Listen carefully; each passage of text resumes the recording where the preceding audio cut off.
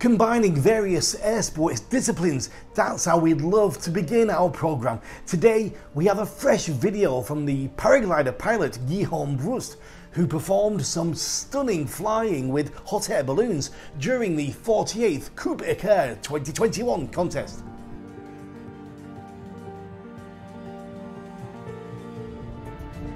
It was an old dream of Guillaume's to be able to paraglide between hot air balloons, but because it was such an early start, he was never able to do it. This year has been a bit special, and at last he had the chance to witness this incredible scenery. Wow! I really love seeing all the different combinations of air sports being put together each week. It's so good, it really is. I'm Regan Tetlow, and this is a brand new episode of Air Sports News. But before we buckle our seatbelts to fly through all the latest news, please like our content and fan page, share and subscribe to our channel and YouTube as well. Alright, let's go.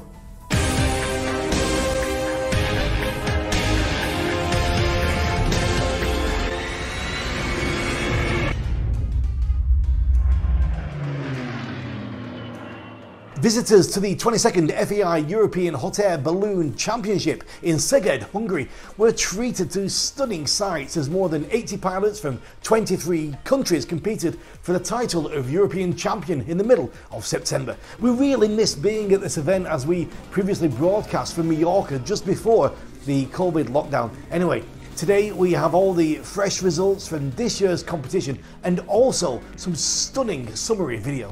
After 6 flights and 19 tasks, the winners in the individual classification are Roman Hugi from Switzerland, Stefan Zarelli from Switzerland and David Spulduren from Belgium.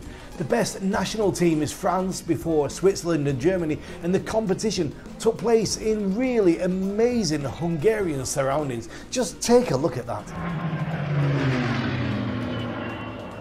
Now let's do a quick teleportation over to the United States because we have fresh results from the US National Aerobatic Championships. And if you guessed that Rob Holland won his 10th title in a row in this most prestigious unlimited category, well, you'd be right. Dylan Beale was the best pilot in the primary power category after 3 flights, beating second Sean Moran and third Daniel Shanahan. In the sportsman category, Michael Hoy, with a small lead advantage, beat Giuliano Freschetti and Joshua Gregg. Michael Lentz won in the intermediate power and Mathieu Dumfries in advanced power.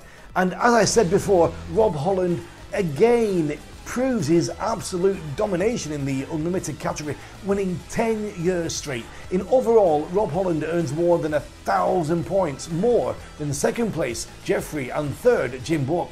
Congratulations to you all.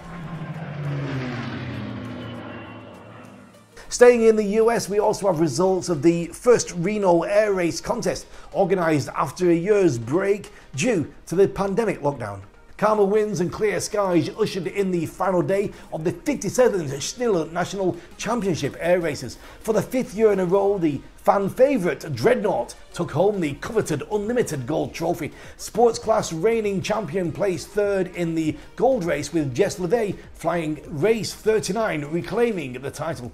Stoll Drag completed their first race as an advanced race class, with Steve Henry flying Yeehaw 6, taking the inaugural title. And beside fast and furious speedy racing on the oval racetrack, we'd love to show you the amazing Stoll Drag category and just how good it is. It's extremely spectator friendly and it challenges of pilots like never before. Pilots fly straight 2,000 feet down and back in a side-by-side format, and they need to fully stop on each side of the track. It looks so energetic and fun. Skydivers from 8 countries made history and pushed the standard of what's possible with a 2.77 head-down world record in Skydive Chicago in Illinois. The group exited from 19,000 feet out of 1 Skyvan and 3 Twin Otters, successfully completing the record, which is now pending the FAI ratification. The video is brought to us by Nathan Roth. And my first special guest this week is one of the organisers of this incredible record. He's already got 9 world and national free fly records, including largest head down and head up formations and MFS speed. Also 5 free fly national championships, gold and silver Back-to-back World Championships in free fly and 2 MFS National Championships. With more than 12,500 jumps, he's a force of nature in the skydiving world, and he's a good friend. This is Andy Malchiodi. Let's just talk about this world record, this fresh world record, this sequential 77 way. Tell me a bit about that. Sure. Well, we just were fresh off of it from this past weekend. It's an event that had been canceled once due to COVID, and Melissa Nelson Lowe and Matt Fry were the organizers. Melissa took the role as national director at USPA, which was taking a lot of her time. She needed to step down from the record.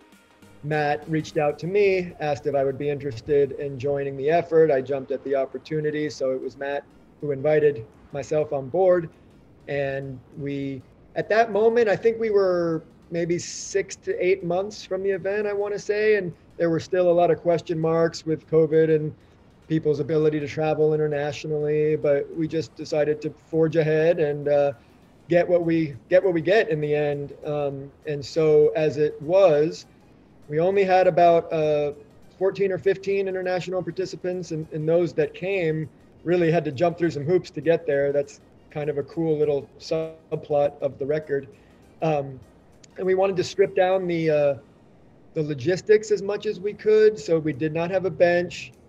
And our thought was, we're going to go into this with the Army we have, and hopefully we finish with the Army we have. If we have to trim it down, we will. And a lot of those people, well, some of those people, it was their first record as well, right? Quite a few. I hadn't really paid attention to that leading up to it. Matt asked for a show of hands once we got it, and a lot of hands went up. I was like, "Oh, that's cool." Did not realize that. And the planning of it, who was involved in the design? So Matt and myself, he was instrumental in sort of rewriting the rules for sequential records as they existed before. There were a lot of loopholes that could have been exploited for some really cheap records, and there were some rules that just didn't make a lot of sense. So he worked very hard at getting those rules rewritten. We had a good long chat and asked many more questions to Andy, and you can find all of the answers on our YouTube channel in the full-length interview. Now, this event may be one of the most spectacular in the history of paragliding. We're only 52 days away before the brand new United Arab Emirates Hike and Fly Dubai International Championship. Pilots will start at the bottom of the Burj Arab Hotel and helipad of the hotel, then proceed by flying or by foot towards the next checkpoint at the Dubai Marina. After signing the name, they can proceed by flying or foot back towards the Burj Arab Hotel and the TP03 finish sign, where the day one race will end. During the next 3 days of competition, then be revealed many more stunning checkpoints located in the UAE, travelling more than 70 kilometres each day. The UAE Hike and Fly Championship combines paragliding and hiking in the same vein as the famous X-Alps. Each participant will move forward according to his or her own physical capacity and technical skills, or simply based on personal desire. So far, 26 competitors have confirmed their participation in this event. My second special guest established or broke 64 FEI world records in ballooning. In 1994, he established the distance and duration records, as well as the altitude records. He was the first person in history to break records in the gas, hot air, and also helium classes of balloons. This pilot broke the oldest standing aviation record in the books, achieving the record-setting distance of 1,225 miles in the AA3 category. It's a great privilege to speak with a legend, and it is Troy Bradley. First of all, before we go anywhere, tell us about Albuquerque. Are we going to get an event this year? There's going to be an event. Everything's a go. Obviously, following COVID safe practices, whatever the state decides at that time, as well as the CDC. But yeah, as of right now, everything's moving forward. We're flying here every day in Albuquerque, so look forward to having everybody come and visit. And what about America's Challenge? Have we got America's Challenge as well? America's Challenge, everything is moving forward. So yeah, another great distance race. Fun to always watch for everybody and track. So yeah, we're trying to get back into the swing of things and get everything back to normal as much as possible. It feels that way, doesn't it? It feels like it's coming back a little bit. It does. No, I'm very happy with the progress so far. Well, Troy, I mean, so many things you've done. I mean, how many Gordon Bennetts have you flown? You've flown a lot of Gordon Bennetts. I think I've probably flown seven Gordon Bennetts, maybe dating back to about 1986 or 87 was my first one. Yeah. And the America's Challenge, I competed in those for the early years when it began as well. And winning with my wife back in the 90s as well. So yeah, the gas races are a lot of fun, and always enjoyed doing it. And then I've also acted as support for many teams when I quit flying the actual Gordon Bennetts as well. Yeah, I've got you as 8 American Challengers and Okay. 7 Coupe Aeronautiques. There you go. You've flown over 20,000 passengers.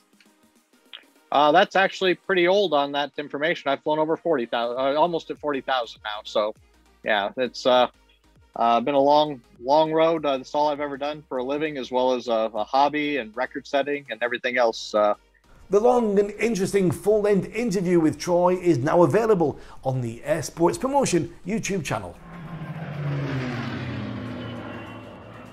So it's all too easy to turn a jaundiced view towards any new announcements that tout big progress in the eVTOL developments. We get so many all the time. But when aerospace titan Airbus speaks, it's hard to turn a completely deaf ear. As part of its pioneering Sustainable Aerospace Summit earlier this week, Airbus announced plans for its City Airbus next-gen urban air mobility aircraft. The fully electric 4-seat VTOL fixed-wing aircraft is configured with 8 motors, optimizing the distributed propulsion advantage. Perhaps most to its credit, the new program combines data and experience from Airbus's 242 flights and ground tests with 2 leading designs, the Vanhana and the first-generation City Airbus program. We are used to the domination of a few companies on the helicopter market. Eurocopter, Bell, Sikorsky, and a few others are still the leaders. But if we talked about the most beautiful modern helicopter on the market, a company new is gambling right here, and it is the Hill helicopter. We're anticipating real-life drama as the company prepares its first 3 prototypes, and they're going to be launched for testing in 2022 with more than 200 units already sold or pre-ordered worldwide. This is the HX50, the world's most glamorous night helicopter, getting closer to testing and production as development targets are being met on time.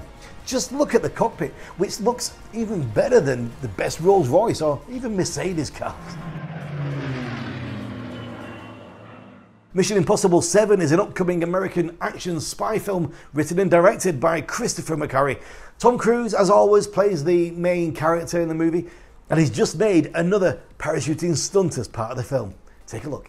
Spotters and paparazzi spotted Tom Cruise as he recorded a parachute landing scene near Buttermere Lake in northwest England. Tom Cruise is well known to perform most of the stunt scenes himself, this one included, and this one flying a little bit risky without a helmet. Be careful, Tom. So maybe one day Tom Cruise will be entered into our Hall of Fame section, who knows. But now let's check out who's on the list this week. On the 24th of September 1929, James Doolittle made the first completely blind airplane takeoff, flight and landing solely by reference to the instruments on board the aircraft. Flying from the rear cockpit of a civil-registered 2-plane consolidated Husky training airplane, Doolittle had his visual references to earth and sky completely cut off by a hood enclosing over his cockpit. On the 25th of September 1920, Joseph Sadi Leconte flew a Newpoint Delage aircraft to set an FAI world record for speed over 100 kilometers. His average speed was 279.5 kph, and 3 days later he won the Gordon Bennett Aviation Trophy Race, setting another FAI world speed record, reaching a maximum of 302 kilometers per hour. On the 26th of September 2008, jetman Yves Rossi flew across the English Channel 22 miles in 13 minutes using his jet-powered wing. At 8,000 feet over Calais, he jumped from an aircraft and aimed for the cliffs of Dover. His only means of steering was by moving his head, and after flying at speeds of over 120 miles per hour, he opened his parachute and landed at the ground of Dover. On the 26th of September 2003, David Adams lifted off from the athletic field of Sussex Elementary School in Canada in his Rosier balloon on a 4-day transatlantic flight. He reached the southwestern tip of Ireland on the 29th of September, and the total duration of the flight was 83 hours, 14 minutes and 35 seconds. We've got one more great piece of content before we leave you in this episode, but before we do, don't forget to write to us or contact us with any interesting news or stories or propositions you've got via Facebook, Instagram or Twitter. And if you can give us a like and a share, we really do appreciate it. It all helps. So let's meet again back here next week. But before we go, I want to show you this amazing video from skydiver Jarno Cordia, who performed this Dusk's wingsuit base jump with his suit full of flashing lights. As always, stay safe. Keep your eyes on the skies.